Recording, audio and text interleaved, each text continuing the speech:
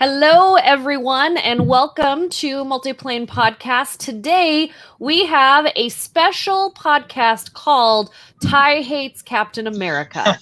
And by calling this episode that, we're probably going to get taken down off the interwebs and thrown away because who hates Captain America? Only Ty. And we're going to talk about that today.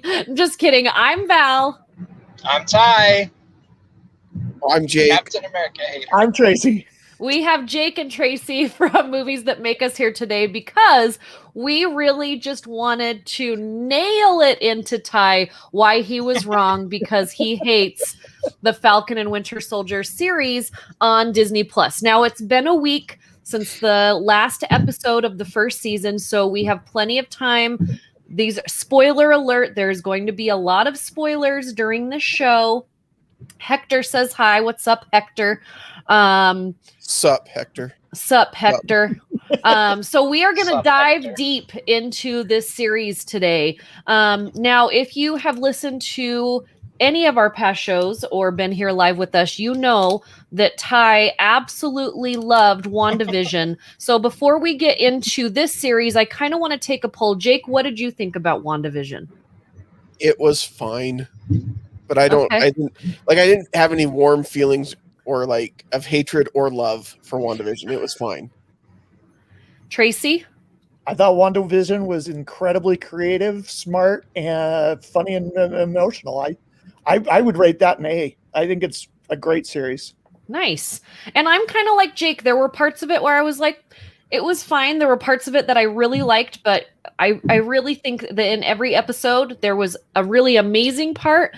And then there was a part that if I probably have forgotten those parts by now. Like they didn't, but it was fun because we would watch it and then I would come and talk to Ty and then Ty would let me in on what I wasn't understanding. And so then I understood and I liked the show even more, which is cool. But also what I think with Falcon and Winter Soldier is that you don't really have to know a ton of the backstory. If you've watched the movies, then I think you're fine. I think that it gives you enough stuff that you don't have to look for hidden Easter eggs. Do you guys feel the same way about this series? Well, yeah. Yeah.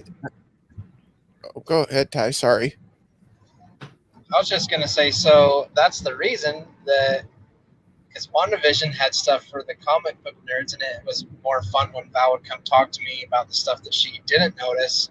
And so that made the episodes more fun. There's not more fun, guys. It's just there. Oh, so I see. Because they didn't make it for you, that's why you don't Not even like just it. for I me. See.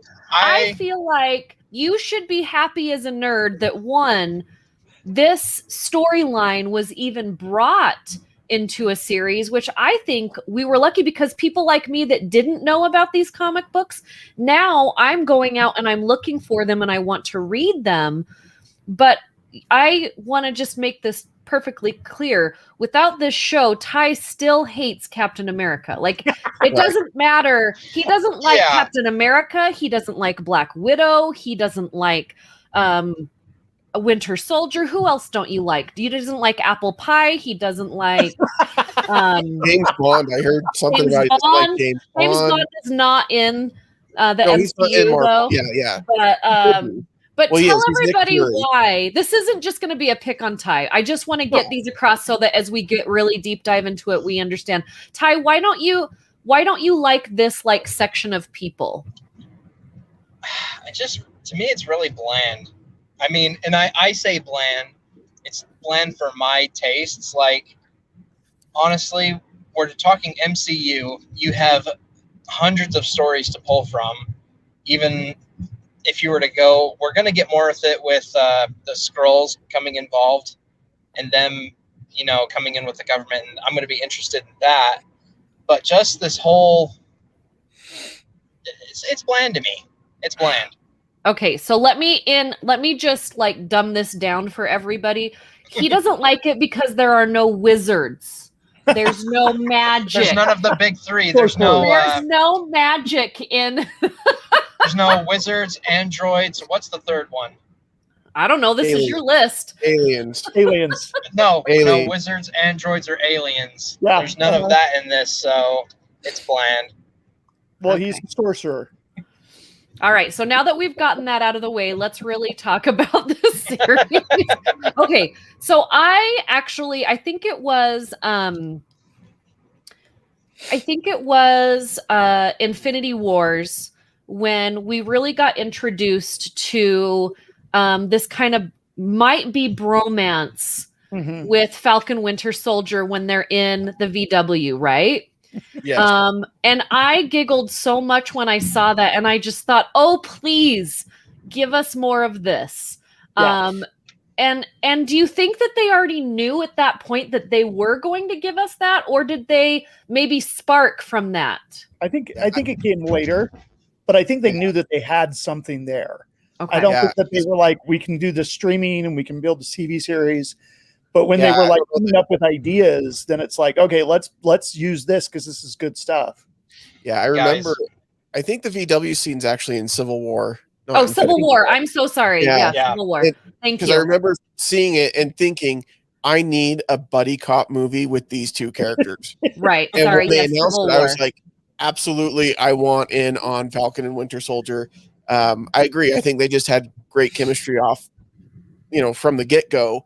But yeah, I don't know if they knew that this is where they were going to go. I know that there's a lot of people out there that Kevin Feige's got everything figured out from the beginning to the end of the MCU. And I don't want to burst anybody's bubble. I don't want to burst anybody's bubble, but that's just not how movie making and TV really works. And so he's got a plan. But I think he has ideas, but he's not God. Like, he's not already foreseen through eternity. Bob Iger is God, and then Kevin Feige just kind of has to play in the universe that Bob's created for him. Hey, Ty, so Bob Iger's not really God. I just want to make sure he's not, but I love him either way.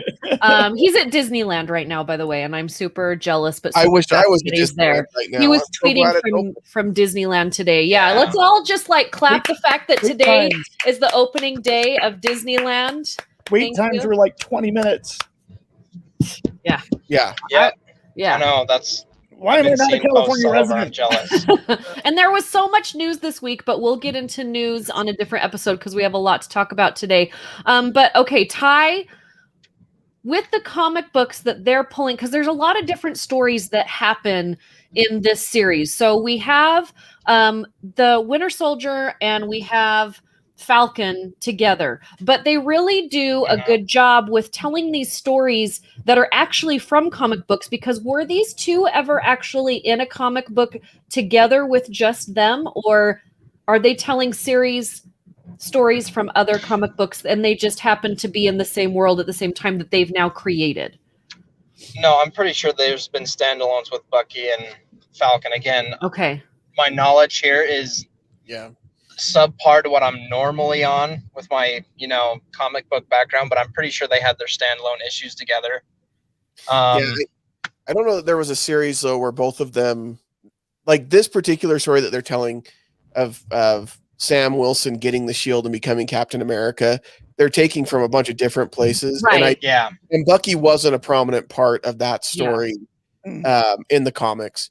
But I'm okay with him being here a little bit more involved. Now, in the comics, did Bucky actually have his list that he had to go in his own mind and do good by the families of the people that he killed and do right by the people that he wronged? Does anybody know if he had a list in any of the comic books? I have no idea. I think this was one that was developed by Kevin Feige. Okay. I think because I really like that. I really like how they just went from an Adam Sandler movie and they grabbed that list idea and they threw it into the MCU. I'm sorry, but that's the first thing I thought of, you guys. It's Steve Buscemi, looking at his list, thinking, "Who am I not going to kill today?" Billy Madison, back and put some lipstick on. Yeah, it was Billy Madison. Yeah. I needed that moment where Bucky then, after he crossed the last name off the list, just started putting the lipstick on over and over again. Did anybody just want him to take off his arm like Buzz Lightyear does and just like sit it down and have like a little tantrum and put like Don't a you little get hat? it? I'm Mrs. Misfit. I'm Mrs. Nesbit. Isn't her Nesbit. name Is it Nesbit? Nesbit? Yeah, Miss Nesbit, Nesbit. yeah. That's it. My bad. Don't you get it? I'm not the Winter Soldier anymore as he's flopping his arm all around. And then when that meme came out that I posted on our Facebook page of when he opens the box and it's the Buzz Lightyear arm and then Falcon has the Buzz Lightyear wings. There have been so many great memes from this. Great. But I would say probably the leading meme winner is the new Captain America, which everybody hated immediately. And I didn't recognize that this was Kurt Russell's son in the first episode because I've seen him before, but I didn't recognize it. And then when they started doing the memes with him and the guy from Up, I about lost it. I just want to say, I called that the day that he first came on screen. I messaged Val and I'm like, he looks like the guy from Up. Did. And then when somebody made the meme, I'm like, okay, justification. Yeah, it was not a good look for him. That wasn't a good flattering look. No. Okay, so what do you guys think about now? This is a real storyline where we get this new Captain America, and the government basically assigns him. He doesn't have any superpowers, and then we later find out who he turns into. But so I know that everyone else was very well, all of you guys were, I think, familiar a little bit with this storyline. I was not, because I haven't really got into this side of the comics. But I did know that it's at one point Falcon becomes Captain America. I didn't know there was this like middle, fight with the middleman. Yeah. So what do you guys think it's about almost like almost like a what? It's almost like a mini Civil War. Mm-hmm. Yeah. What do you guys think about that storyline? Did it hit on the nose for you? Did you think it was a little annoying? Do you think it was too much story happening in the first 3 episodes? I think I liked the story quite a bit, and I liked that it wasn't just, you've got the moment at the end of Endgame, right, where Steve gives the shield to Sam, and the whole big debate going into it was Bucky going to get the shield or was Sam going to get the shield? Because they've both been Captain America at different times in the comics. And he gives it to Sam, and I'm glad that it wasn't just as easy as, okay, then the next time we see Sam, he's in the red, white, and blue, and he's Captain America. I think they found a story to tell that I think is relevant to today, and brought in a character that's been around for a long time. John Walker, I mean, I remember reading Avengers of the West Coast back when I was a kid, and John Walker was the U.S. agent and leading that team while Steve's over in New York leading the real Avengers. Not that the Avengers West Coast weren't real Avengers. They were just like, it's like they were West Side Avengers. So they were like Walmart Avengers. Exactly. Well, and it's funny that you bring that up, Jake, because it's like we got a taste of the new Vision. He was also a West Coast Avenger as well. Right. So like they're bringing out these other OG characters. Yeah. The plot thickens. Yeah. Yeah. So the Vision that we got from the end of WandaVision, he's actually an original West Coast Avenger too. Yep. I really want to put them all in like a lowrider and like have a little West Coast like music. I feel like those are my people. I think I'm gonna If I had any animation skills, I'd create a GIF for you, but I don't. You could just stick figure it up for me. Yeah, there you go. I'll have like little arrows pointing to which one is which. Yeah. I would have to say, I know. Oh, go ahead, Tracy, and then I'll get into my next point. I was going to say, I was fine with Walker. I thought Wyatt Russell did a great job. All these people who hate him, it's like that means that he was effective in what he did. But I feel like with that story and kind of the whole series is it was good. I enjoyed it. It felt a little clunky and at times a little heavy-handed. I didn't feel like it was handled as well as it could have been. Almost like it needed like one more polish in the rewrites at times. But I thought Walker was an effective story. I'm with Jake. I like the fact that he didn't just automatically become Cap, that there was this struggle in between. And that it works for a TV series. I don't know if you could really do that in a film. Right. And I think that's probably why they didn't. I almost think, and this is, of course, just my own opinion, is that they had enough story between Falcon and Winter Soldier for one full season that we could have almost brought in John Walker in the second season. And that could have been a whole storyline, because I'm like you, Tracy. I feel like the storyline of him and then getting into the other mutants. I'm just going to call them that because I feel like we're getting more and more into mutants, into all the different series. We're moving more towards this like mutant line, right?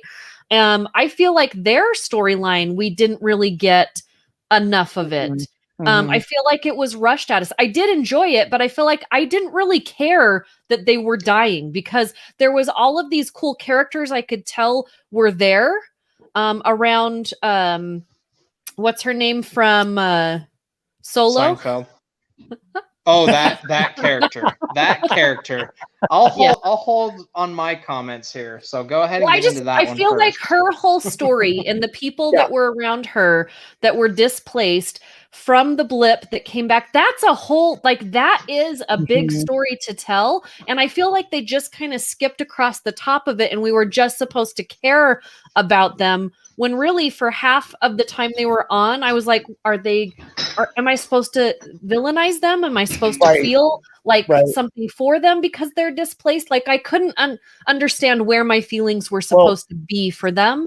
But I do think that John Walker did a really good job. Like, he annoyed the crap out of me. I was like, this is BS. And then I was like, good job, Wyatt. Like, good job. Also, why are a lot of like superhero comic book names the most generic names in the world? Like, we have John Walker, Sam Wilson, Steve Rogers is whatever. He sounds like a cowboy. But I feel like there's just a lot of like, where's John Smith in this? Like, where do we get a John Smith? If these were made in Utah, we would have a Christofferson or something like that, Christiansen. But it'd be like Laverne Christiansen. Laverne Christiansen. No, it would be Kylie Christiansen, and there would be would be an 8 in there. Yeah, like it would be KY8. LHR and then their son would be like something Braxton, Jackson, Maxton. I don't know, but an X and an A combination in there somewhere. If you're not from Utah, I'm sorry that you don't understand this, but it's hilarious. If you are from Utah, you're laughing. Yeah, I hope so. Well, unless I just spelled your kid's name, and then why did you do that? Why did Val send all the hate mail to Val? But real quick, Val, I have heard that there was a major part of the storyline that they ended up having to cut because, well, COVID shut them down partway through. Okay. And then from what I understand, there was supposed to be like the Flag Smashers wanted to unleash some kind of germ and create a germ warfare. Okay. And they were like, oh, that's probably not a good idea while we're in the middle of a pandemic. So they like truncated the Flag Smashers stuff. Well, I don't even think they needed that. Like, I don't think they needed that part of it. I just wanted to see some of the stuff where they came back from the blip and there was a little bit of this friction. Like, we saw a little bit of it in WandaVision, and and we saw a little bit of it in Spider-Man, but like, I would have liked to see the struggle that made these people do what they did. We just have to assume that they had a big struggle. Right. You know what I mean? I don't know that I got enough of it to care a lot about these characters that were dying. I did, however, like and I'm sorry, you guys know how good I am with names, and I should have written these all down because I knew I was going to talk about it. But John Walker's partner, when he died, I was like, oh my gosh, like when he got slammed up against the pillar and he was done, that did kind of like hurt me a little bit. Mm-hmm. But like, and then the next scene that comes after that, like was crazy to see Captain America actually cut someone in half with his shield with the blood dripping. And like, of course, that was meant to be like this big turn so that everybody understood what was going on. But yeah, so do you guys have any comments about that? Battlestar was the guy you're thinking of. Yeah, But he has like a regular name. Yeah, but I think it was like Lamont, actually. Lamar. Yeah. Lamar. Okay. I think this is where the Captain America movies up to this point and this series now have excelled in giving us kind of that morally gray part of the MCU. As we see like Winter Soldier, Captain America, the Winter Soldier, and then we see Civil War and now this series, we're dealing with a lot of morally gray areas. I mean, when you're talking about the Flag Smashers in particular, like you really do sympathize with their cause, because what would you do if you came back, or not if you were around for 5 years and you tried to put the world back together with everybody else, and then all of a sudden everybody comes back and you're displaced from the life that you've been making for yourself for the last 5 years. And how do you react to that, and how do you deal with that? And just even deal Sam with being thrown away. Yeah, Sam could see the struggle that they were going through and was sympathetic to it. So they weren't villains in the sense that, like, Thanos, even though you could kind of jokingly say, yeah, I get it, half the universe gone is great, half the population. I go to a crowded Walmart and I think, yes, half the population fantastic. But, you know how you stop doing that? Stop going to Walmart and then you'll be fine. Oh, thank you. Yeah. You're welcome. But he's still a bad guy. When you listen to the Flag Smashers and their leader, and she talks about it, you're thinking, man, I don't know what I would do if I was in their situation and somebody gave me the opportunity to do something about it with the super serum. It's just, I don't know. I like these characters and I like these more complicated stories. And I think we get a little bit of that too in WandaVision. Like, was Wanda good or bad in WandaVision? I don't know. She kind of was just Wanda and depressed and she was trying to deal with it the only way she knew how, which is kind of what we tell people to do. Like, if you go on any social media, there's always going to be a meme like, you need to take care of you, blah blah blah. But how far does that go? Like, you have superpowers and you need to take care of you, but you can actually like manipulate thousands of people. Space. Yeah. Take care of yourself, but stop when it gets to the point that you're enslaving other people mentally. Like that or physically. Or physically. Like enslaving people, period. Like, if you've gone to that point, you've gone too far. Is there a limit on how many people I can enslave? No, it's 0 is the limit. Like, it's zero tolerance. Okay. Zero. What I did really love about the series, and I know some people are like, why does everything have to be so political? Well, let me tell you why Captain America was even created. Captain America was created because of a war that was happening. And so when we get into this and what's going on in the world right now, I didn't know about the comic. Is it Red, White, and Black? Was where they pulled the storyline from, where there was actually an original Captain America before Captain America that was a black man, and that there were a bunch of other black military people that they were doing all of these experiments on because they were disposable. And like, I really love that the MCU, that Marvel, that Disney, that they're actually bringing these things to light, because in real life we didn't actually create superhumans from military people. But we sure did try. I'm sure we're still trying to. And in the military, that things like this, taking advantage of people that really didn't have a way to fight back, happened. And we're just barely finding about a lot of that now, because people feel like they are safe enough to speak up about things that happened 50, 60, 70 years ago. So I think it's really great to bring that up into this comic series. And this isn't a new storyline for Marvel. I believe that comic came out 20 years ago. The Red, White, and Black. Is that right? July 2003. Okay. So that was the run time. So this isn't a new story that they just brought up. Some people I was reading online, like because it's Black Lives Matter and all of this stuff, they had to bring this in. Well, no, this isn't new. This isn't a new storyline. This is something that's been going on for a while. It just happens to be topical and something that we should talk about. And one of the biggest moments in this series for me is when Sam goes to visit the original Black Captain America, and he says, no, I think it was like no black man or No person, self-respecting black man would be Captain America or want to be Captain America because of what it stood for to them and people that fight for their country that just get thrown away and forgotten and whatever. And I liked that was like really heavy. I still get the chills thinking about that moment and the fact that they put that in this series.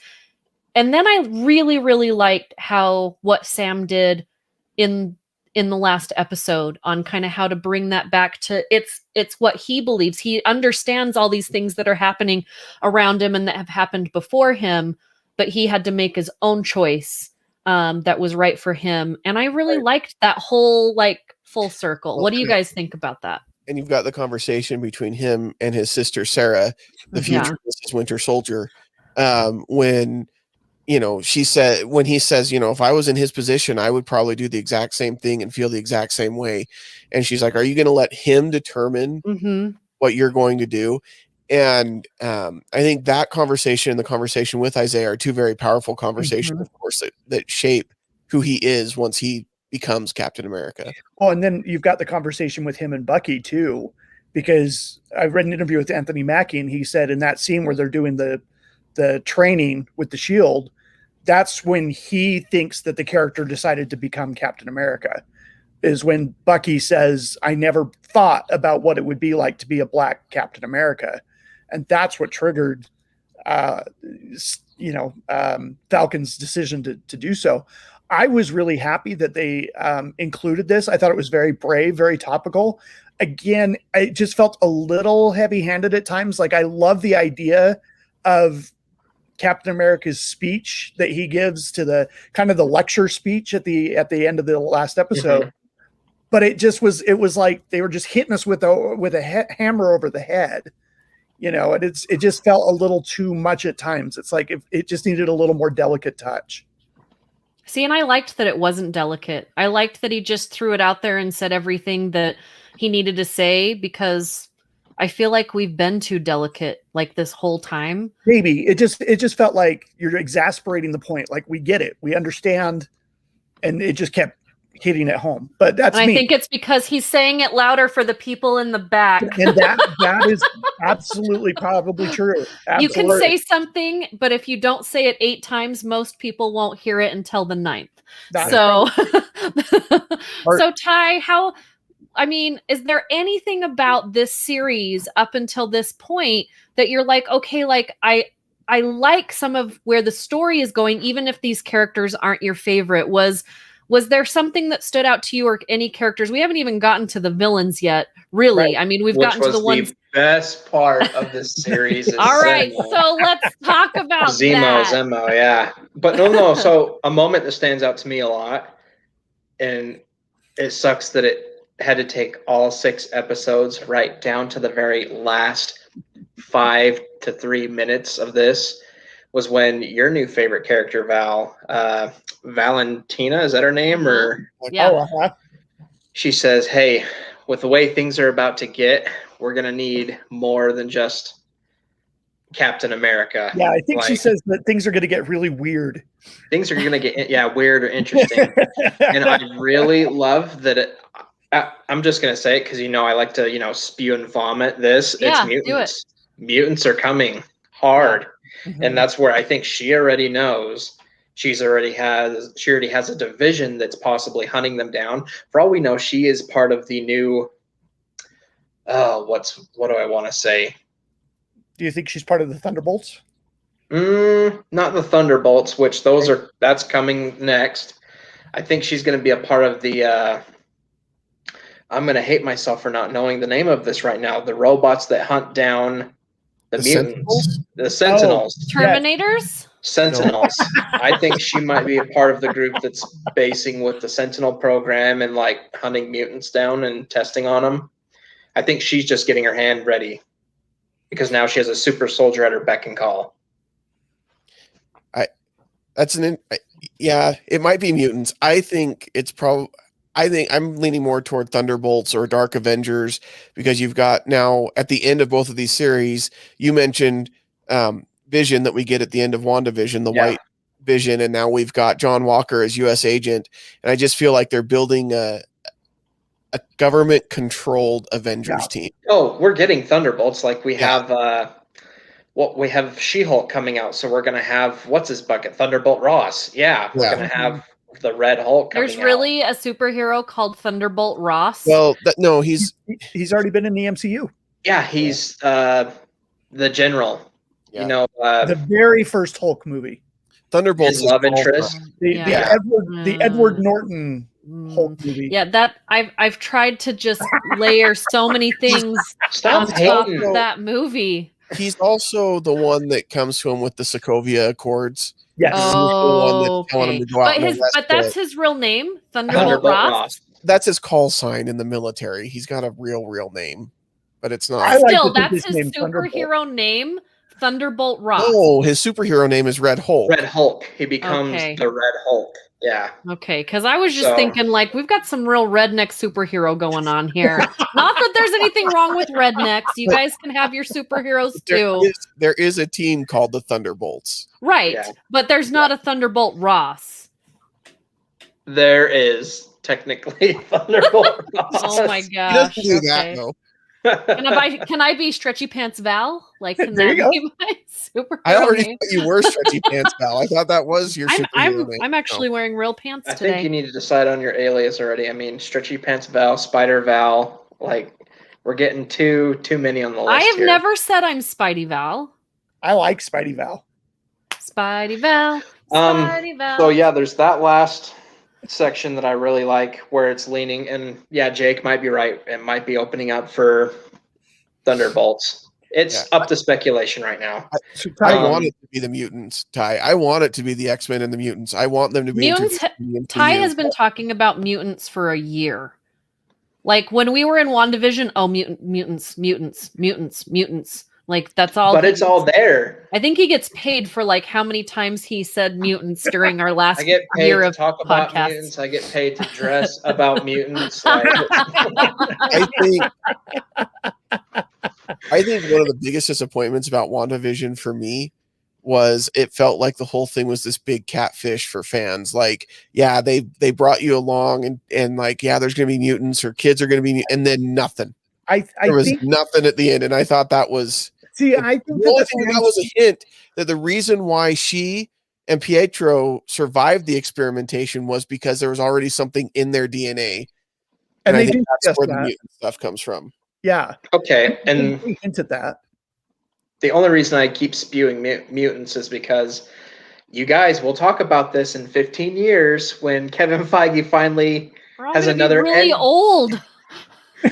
Mark this on the calendars, guys, right now. We will come back to this episode. What's today's date? I'm going to put it right on this wall. 4/30/21. It's 4/30, the day Disneyland opened after COVID. Come on, Valerie. A day that will go down in infamy. It's late. Mutants are going to be a big part. We're getting Secret Wars. We're getting Battle World. Okay, that's the reason I keep talking about them. It's because we're getting Battle World as our end game for the next 15 years of films. But yeah, I'm not disagreeing. I want it to be new. I want it to be X-Men. I don't know. We'll see. No, so this whole series, and as much as I say I don't like it, it's setting up my theory that I have really well with Marvel doing their 3-phase for fighting fields. I guess I set it up for you have the center ground, which is like earthbound scenarios, which Falcon and Winter Soldier definitely are taking on. We're going to have more seasons, obviously.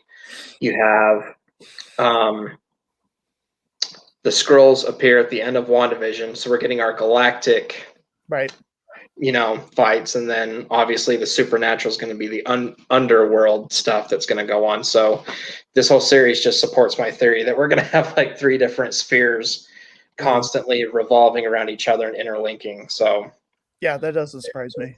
So let's get into villains, because we've talked about John Walker, but like he's not technically a villain. He just gets chosen for a job that Anti-hero. he really isn't ready to have, and he shouldn't have. And then he's made to be this hero, and he just gets spit out and thrown away by our government, which I think was also a huge thing to say about a veteran from our country. Like they said it in a few different episodes. So he's not technically a villain. So let's talk about the villains, especially the one that kind of showed up at the end, which I don't know if I'm all about. Well, I'm all about Baron Zemo. Well, Zemo is like my spirit animal, and I want that jacket. And I like how he plays all the sides. Like he just plays every side that needs to be. He's like the Burt Reynolds of the MCU. Ooh. I like that. He's totally what do you need? I got it for you. What do you need? I'll do it. You're so cute. What do you need?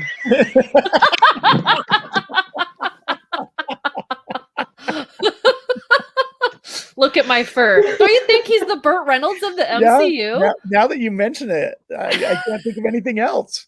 Yeah. Now I want to see Burt Reynolds. Well, I want to see Norm Macdonald doing Burt Reynolds doing. That's what I want to see now. I'm pretty sure he was wearing all of his clothes from the 70s in this movie. Oh, That's why he looked so fantastic. And I do love, I love it as a comic book nerd when they bring in the ridiculous costumes, like his purple ski mask that he was wearing. I was like, I love that they brought that in, even though he didn't wear it for most of the series. That was for all the nerds. So you could all go, yeah. See, there you go, Ty. They gave you a little nugget there. I will applaud for that. Yeah. And just like I'm hoping that when Wolverine finally does show up in the MCU, we get full on yellow, the cowl, everything black. Wolverine. That's what I want. I don't know about that one. I like his yellow and brown and black suit. I'll take yellow and brown and black with as long as I get the cowl with the wings on the side. I'm good with Fair all enough. that. Yeah. All right, let's get into it. What do you think about Carly? We all love Zemo. Carly. But what do you think? And it took me 3 episodes to figure out who she was. I'm like, I have seen her before somewhere, and she was really cool. Yeah, she's in Solo.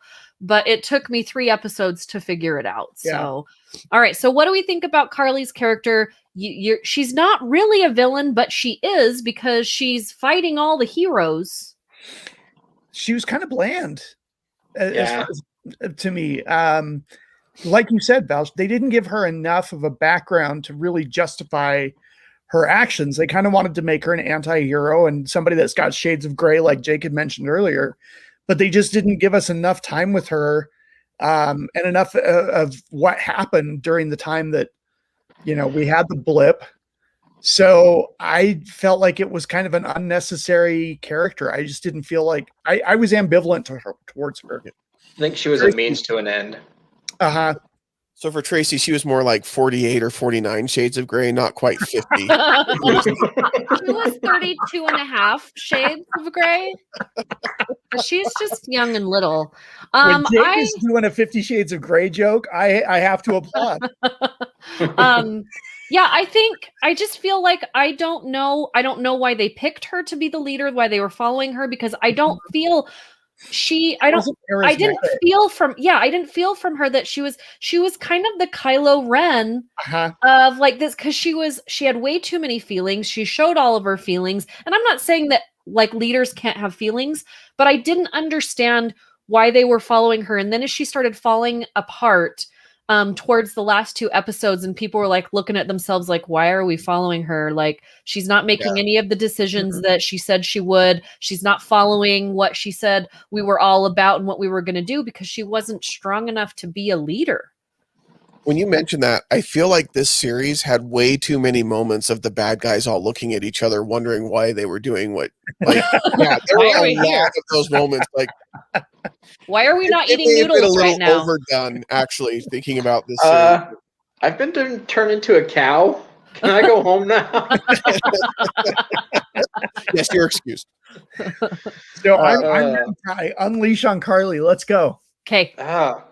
So basically, the only reason I think that she was the leader is because she might have been like ground zero for the new serum that this guy developed. And, he went into detail saying my serum was going to be different.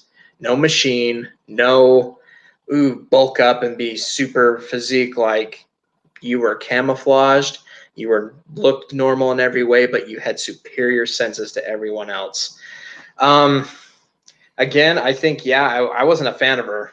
I think Val, the reason they chose her to be the leader is because, she did pretty good as this leader in Solo. Let's just throw this kid in to do another, 10-second leader thing and then be done with her. Mm-hmm.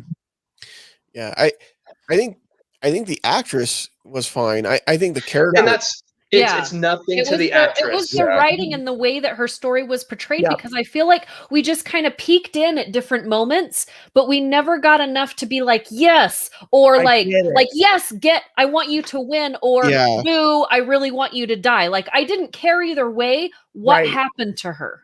And that's the worst. You can't be ambivalent about a villain. I will say there were scenes, especially between her and John, where I'm like, John, will you just throat punch her and end this already? Like, she killed your best friend, dude. Like, I don't care if your arm is snapped out. You should be doing something right now. Wow. Like, I wanted to get my Mortal Kombat voice and be like, finish her. I don't know. She needed to be the character. We needed more from the character because she needed to be someone that people were willing to hide, someone that people were willing to die for, someone that people were willing to go to war for. Mm-hmm. And we didn't see that from her character at all. Mm-hmm. Like all I saw was this confused, scared little girl. And I don't think that's who she was supposed to be. And I just don't know if the directing didn't happen or the writing didn't happen or what. Mm-hmm. But like, and I think that's okay. Hide her out and like not tell the authorities where she is and what.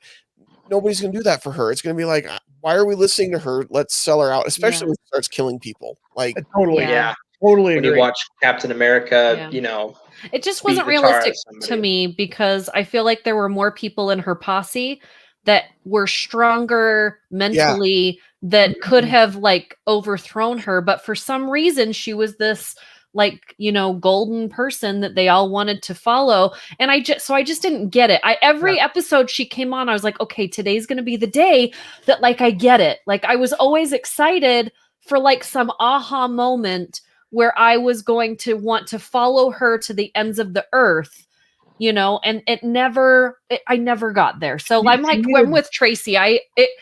If this storyline wasn't in this series at all, we wouldn't have missed it. Mattered. Yeah. And you needed a moment for her where like she gets to give a big speech. She needed to be charismatic. She needed to be like an inspirational figurehead. And like Jake said, you nailed it, man. She was just kind of this scared, confused young woman. And the only thing it didn't work. That makes sense to me. And it's because, and I've got to connect my own dots to get there because I don't think it's in the writing and I don't think it's in the storytelling. But to me, the only thing that makes sense is that the power broker, and I know we're going to get to the power broker in a second, but I think the power broker saw the same thing, that this was a scared little girl, and the used her, could then manipulate her and control her, and thought that she could. Because the only time here's the key to giving you power, but really, I'm going to be the power behind it. Yeah, and that's the only thing that makes sense to me. No, I think you're right on the money there, because I feel like every time that you would see her character stand up and be a little bit kind of angry, a little bit like had some moxie, is after she had spoken with the power broker on the phone. Yeah. Like she would then be like all pumped up and ready. But anytime she wasn't being manipulated or told what to do, she just looked lost. And I'm totally okay with having your villains or your heroes having those down moments. You guys know why I love Iron Man 3. It's because you take this man who is just this amazing character, and then he hits bottom tier. He just is lowest on the tadpole in his feelings, mentally, everything. And I like that. And to see him go back up, but I just feel like we didn't see it with her. So again, I feel bad because she's a great actress. I think the storyline had potential. I don't think that they touched it. They didn't give us any reason to care. So I want to get to the power broker, which is, I don't know if I am into this at all. I agree. What do you guys think? Yeah. Okay. Out of every, and I'm just going to throw it out there. Out of every actor and actress that's in the MCU, the one that plays the power broker is the worst one in the whole MCU. And every time the character's on screen, and I know we're going to spoil this, but Sharon Carter is the worst. Like, I can't stand her. Every time she's on the screen, I'm like, I just want her to fall off the building. Well, she served a purpose when she was trying to get Captain America, to where she needed him to be. And she was in that movie for a total of maybe 15, 20 minutes. And that's all we needed her for. And then some flashbacks at funerals. That's fine. But out of all the characters that you could bring back to be the power broker, like, I'm just like, I don't believe this at all. I think she's it was like your third grade teacher that you thought was so nice, that was so awkward, and now they're supposed to be running everything. Yeah. I would have loved number one, if they didn't tell us at all who the power broker was by the end of the series. Just leave that ambiguous, leave it. But the minute that she blew up the lab, or when they went to the serum and the lab blew up, I thought, I think she's the power broker, or at least I knew there was something up with her. And so it wasn't a big shocking moment at the end when you found out she was. I'm like, okay, well, that makes sense. And my only thought, I wasn't shocked. I was just bummed because that means that we're going to get more of her in the MCU, and that made me sad. Yeah.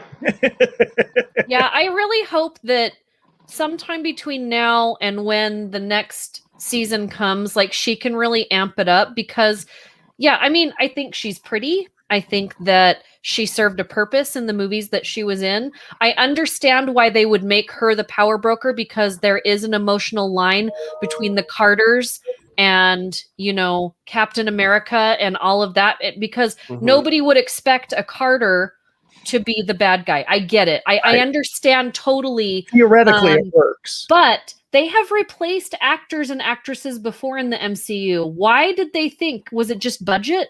Like, I don't want to be hating on her. No, I don't. She did not bring.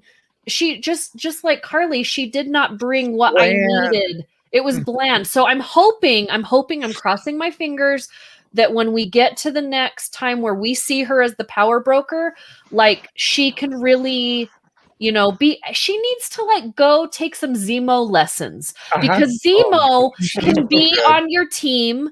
And then at the same time, he is kind of like Wanda, where he's off scheming somewhere else. He's Loki. You see him in front of you.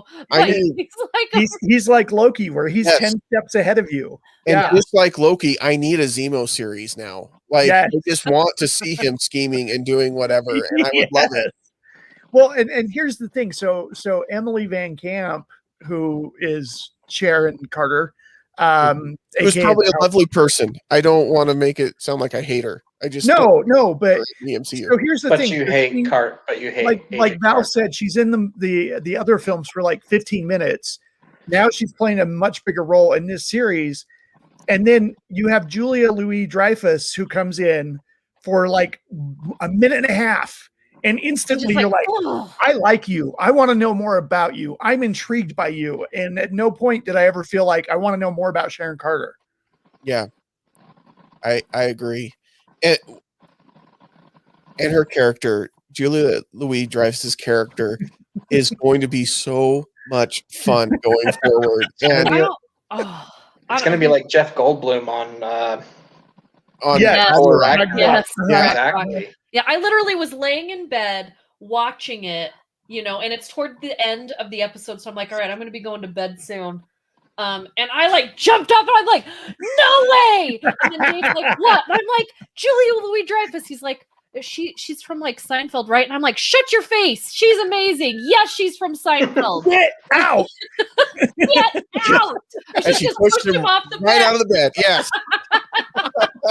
Dave, if you're listening, it's okay, man. I'm right there with you. Why is the carpet wet, Todd? I don't know, Margot. Dang it, Todd.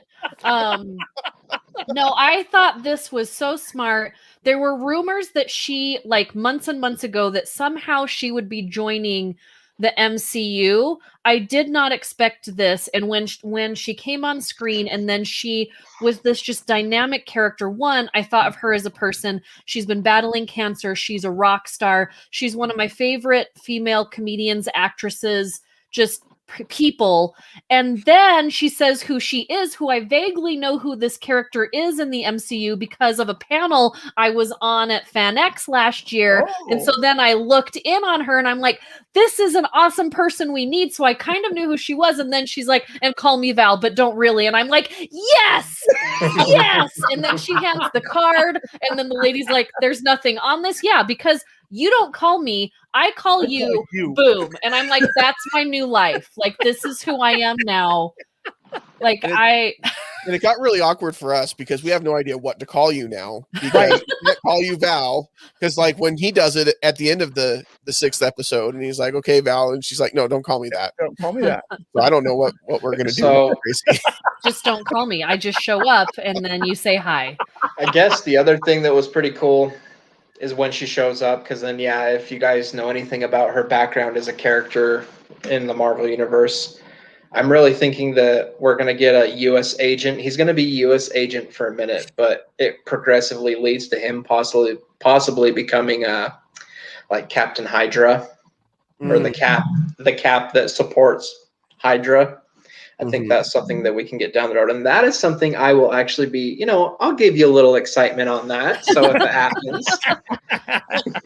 And that leads me to uniform. So he goes, John Walker goes in the back of this public federal building, and he's in like the chambers of a judge changing his costume or whatever. Yeah, you think that's the first time that's happened in a federal building? I guess not. Probably not. But there's weirder stuff that's happened. So he goes out and he changes into an outfit that looks almost exactly the same as the one that he had on before, but the colors are different, right? Right. It's black now. Yeah, it's black. So it's like now he's evil. I don't know. But let me bring up what I have a little bit of controversy as in, and I know like a lot of people love when you get totally into what the comic book. Oh, I'm going to rant and write this right now. I know. Yes, I already know. On. Thank you for the accuracy, Marvel. Thank you. Hold on.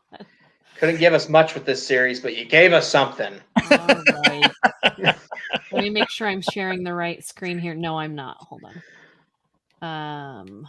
The MCU is not an exclusive cool kids club anymore, Ty. Oh, of course it is. This is for all the years that it was an exclusive club and you got made fun of being in the club. Yeah.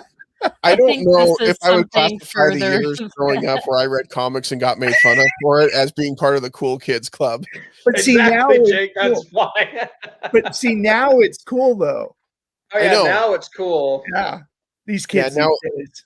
And now they come to us for all the knowledge. And do they? Because I feel like they're just whining about crap all the time. Yeah. All right, so here is the costume that we got on the Winter Soldier or on Falcon when he turns into the new Captain America. Now, this picture to me looks a lot less bulky than what I feel like we actually saw in the show. Do you guys feel like it's any different? No, I feel like it's a pretty good representation. Yeah. The actor Anthony Mackie said that there is no padding in the suit, by the way. Okay, That's because it looked like there was a little bit of padding to me. I didn't like how it fit with the ears. The ears looked weird to me. Okay, it's a Captain America costume. The ears are supposed to look weird. But See, so oh, then yes, this I is the guess. comic book version. So it's Mhm. very It's like I said, yeah, I will give it to him. You know, I understand when you have to change costumes from an illustrated comic book from whenever it was made, because you know a lot of our heroes have gone through different dramatic changes in their attire. Right. But looking at this one right here, and then looking at what we got on screen, just yeah. who's my character? The But collector. Ty, Just this is why when I first saw it, I was a little underwhelmed. It's your fault. It's your fault because when we talked about the series and we knew that this costume was coming a week before this episode, and on our show, you said it would be really cool if, because we know this is coming from Wakanda, he had dog tags and he would tap on the dog tags and the microbots would just make his like uniform. we don't know that him. though. We don't know that though. Those are not microbots. That Here's is the thing. cloth. No, we We don't didn't see him put it know. on. Yeah, exactly. We don't know, and there's always the upgrade that Well, comes it's with. your fault that I'm underwhelmed. So You don't even know it doesn't exist yet. How can you be underwhelmed? This is things we have not you seen don't on think that they screen. wouldn't? You think they're holding out on the Wakanda magic for next season? I think because we're getting a Wakanda series. Do you Okay. think we get another If Captain this America never and Winter happens, Soldier? Ty, if this I never think we're getting happens, another 2 to 3 seasons of this. Do you? I'm not Easy. sure. I'm not sure. I think we might get one, and it's going to transform into a different series that has character. Like I think it's all is a like different series morphing already. into. Yeah, it already They changed. gave it a new title. Right, but at I'm the just very saying, end. like, I think it's like that. It's going to keep morphing into something So different every season. I was totally on the bandwagon of there being another season, but then they made the big announcement that Captain America 4 is coming, and it's going to be starring Anthony Mackie, which rightfully it should, because he is Captain America. Right. And so I don't know, because now he's in the big leagues, and so they may though? keep him off the streaming and keep him only in the movies. I don't Is he, know. though? They're doing this. Yes, he's in the big leagues, Ty. He's in the big He leagues. doesn't fight like he's in the big leagues. That's another thing. Do you guys think he should have taken the serum? That was the big question. No. If you had the chance to take the serum, would you take the serum? I like the fact that he didn't, because it makes a really nice contrast to Walker. Sam is a decent, honest, hardworking individual and doesn't take the easy way out on things. So I like the fact that he didn't take it. That to me makes him even a cooler Captain America. But Yeah. it doesn't make him a weak link for But the it doesn't- Avengers. Let me just say this. He's got the shield. He's got the wings. If Sam not taking the super soldier serum makes him a cooler Captain America, does Bruce Wayne being a billionaire, not having any superhuman abilities, make him a cooler Batman? No. Yeah, it does. So I think so, there's too. your argument. Yeah. Listen, I think they're I'm both with you equally there. cool, but I this think is- I think of the wisdom of John Candy from Cool Runnings. And he's talking to him about the gold medals, and he said, if you're not enough without the medals, then You you'll never don't- be yeah. enough with them. yeah. And I think that's And- what we get with Sam Wilson. Yeah. And we saw it with John Walker. If you're not enough without the serum, and John Walker did not feel like he was enough without the serum, yeah. then he was never going to be enough with it. They Right. weren't Sam even Wilson doesn't super need sol- it to be a superhero. Yeah. And I love how they call him Uncle Sam like a couple times. That made me super happy. But no, I agree. I like that he doesn't, but I do think that they're going to play into the fact that he doesn't have the serum a little bit into the storyline, because, you know, there's at times where he can't really hold up what the original Captain America could. But I think, again, that's a little more human, right? For us, I do feel, and I had a point I was going to say. Oh, I do feel he doesn't use his wings enough. I don't know who I need to write to say, listen, you've got these effing wings and you've got this jetpack.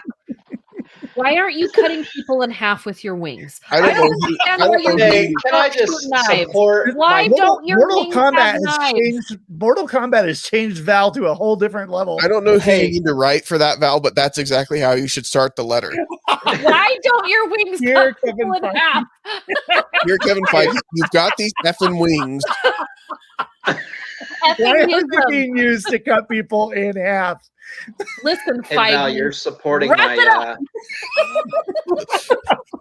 you're supporting my thing here that Sam can't fight. I mean, how long did we watch him chase after a helicopter and not just I love that moment.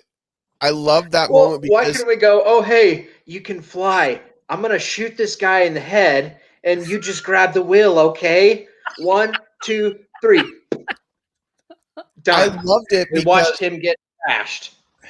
I loved it because I think what we're going to see from Sam Wilson, where his strength is he builds people up around him and makes them better. Yeah. He made the pilot, the lady who became the pilot, the hero in that situation, which I did like. But I do like that they laugh at themselves in this. Like when he asks Winter Soldier, he's like, "Well, why didn't you use your metal arm?" And he's like, Yeah, sometimes I I'm- forget it's there. Right-handed. I'm right-handed. Right-handed. I forget it's there. So I do like that they're adding, some humor to these characters a little bit. But all in all, I really enjoyed the series. We didn't talk too much about Winter Soldier's plot line, but I really did like what they did for him and how you kind of see him more than anyone, I think, grow as a character, because we've seen him, Right. as the best friend, as the Winter Soldier, and then as this person that's trying to get out of it. And just like anyone else, he's going to therapy. Like he's got to remember these things. I really liked his storyline. I love Sam and his sister and that storyline. I love how, when he brings Winter Soldier into his life and he starts flirting with the sister and he's like, no. And then like, I love like all of that. And then they had this like best buddies, like montage movie moment where they're all like in the town and there's music and he's like holding them up with an arm. Somebody's making potato salad. Like it's like this feel good, like, I don't know, Sweet Home Alabama moment that they have in the middle of. Yeah. I love with Bucky when he at the very beginning and he's mad at Sam. He's mad at Sam for giving up the shield. And when it comes down to it, when he finally lets it out, he says it's because if Steve was wrong about Sam being Captain America, then maybe he was wrong about Bucky being able to leave Winter Soldier behind. And the moment when Sam becomes Captain America, and I think you're right, Ty, I think it's when they're practicing with the shield. And when that happens, he realizes Steve was right. And that if he was right about Sam, then he was right about him and he could leave the Winter Soldier behind. Yeah. Yeah. So, and I will say, when I say I don't like these group of characters, Bucky is one that potentially could grow on me because of his past, but I loved his character arc. And I like how we might get, and this is a long stretch, but we might get a possibility of more flashbacks in the Wakanda series coming out, because like he grew some roots back in Wakanda in his time in exile out there. Dramatically out there. Yeah. White Wolf. More of the White Wolf. Well, and I read an interview today with the showrunner who said they almost he fought Disney to try and make that final title Captain America and the White Wolf. That would have been cool. They pushed back because they said we need to keep it somewhat grounded as to the original title to really bring it home for people. And so the director was like, I fought for it, but now that it's out, I feel like it was the right decision. Yeah. But they almost did that. Yeah. I just wanted more of Bucky and Sam together. Like those two together are just awesome. And I think it would have been cool if they would have found a bug somewhere and just been like, you want to, and then they just sat there for a minute. Yeah. I'm all for it. Anything that the two of them together. Like they just have really good chemistry together. And their characters just gel really well. Yeah. So all right. So what do you guys want to rate this series? We will start with Ty. What will you rate the series as a whole? Because we want to get nasty out of the way. Low note and you work your way up. Okay, and guys, you know where to send your hate mail at multiplanepodcast@gmail.com. gmail.com. I'm giving this one I'll give it a C. Okay. That's better than I thought you would.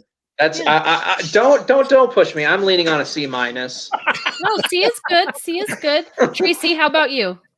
I like the fact that they kind of tackled toxic masculinity and mental health in a series in a superhero field. I felt like it's a little heavy-handed at times. I felt like it kind of needed a more deft touch, maybe a polish. I'd go somewhere in the B range, whereas I would give WandaVision a solid A.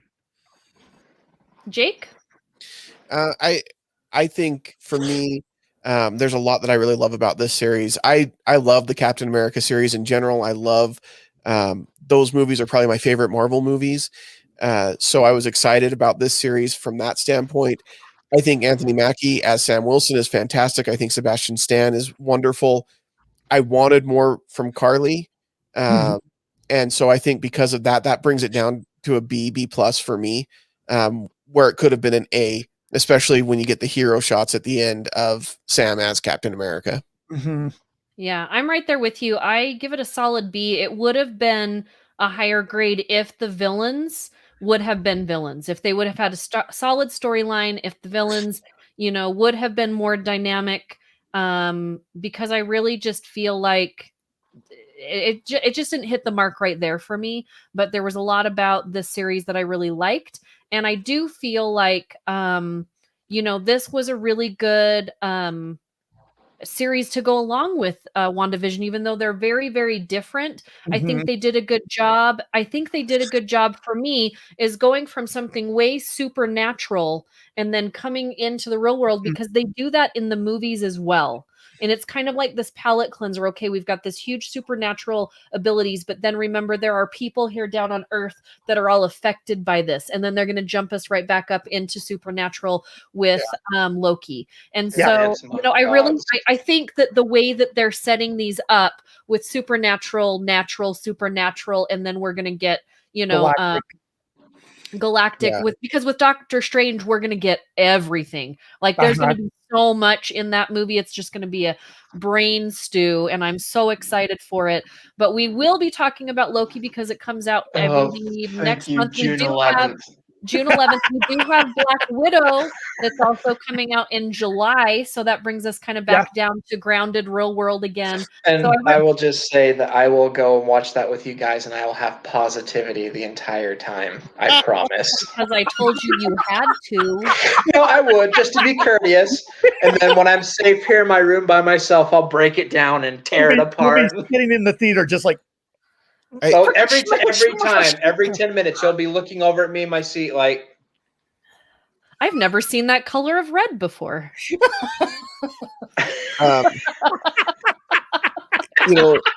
Breathe, Ty. Breathe. Don't forget to breathe. Oh, it'll be good. It'll be fun for all of us to get in a theater. And, were you going to say, Jake?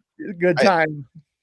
I thinking about when you said that, this felt different than WandaVision, I've decided that the MCU is like McDonald's. Like a spicy McChicken tastes different than a McDouble, but they still taste like they come from McDonald's, but they still taste very different. And that's what I get from the overall McDonald's. Yeah. Wow. Yeah. Okay. And I on that note, give you food comparisons with movies. Yes. On that note, we're gonna wrap it up for this episode. Wrap it up and let's skip this nasty road bump in the MCU and go to Loki. Oh man! Next week on Multiplane Podcast, we are going to be talking about the Hunchback of Notre Dame. We're going to go back to a classic Notre Dame with a classic of Ty's choosing. And so, we're going to talk about that and the creepy people that are in that movie. So until then, please subscribe to all of our channels. Thank you for listening, and we will see you next time. Bye, everybody. Bye, guys. Thanks for being here, Jake and Tracy. Thanks for inviting us.